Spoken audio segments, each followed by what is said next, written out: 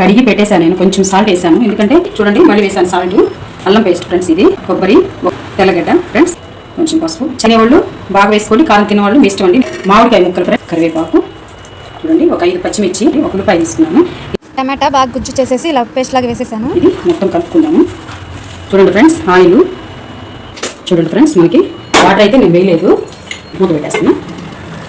చూడండి ఫ్రెండ్స్, మనకి అది ఉడుకుతుంది కదా. చూడండి ధనియాల పౌడర్ వేసాను, చింతపండు రసం తిప్పాను కదా, నేనైతే గంటతో తిప్పలేదు. చూడండి లీటర్ వాటర్ కూడా వేస్తున్నాను ఫ్రెండ్స్.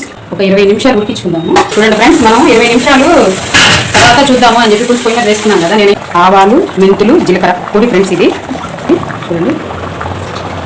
ఇది కూర ఉడికాక వేస్తేనే బాగుంటుంది, అందుకని ఉడికిన తర్వాత వేసుకున్నాను. ఒక 10 నిమిషాలు పెట్టుకొని ఆపేసుకోవచ్చు. ఇంకా చూడండి ఫ్రెండ్స్, మనకి చేపల పులుసు రెడీ అయిపోయింది.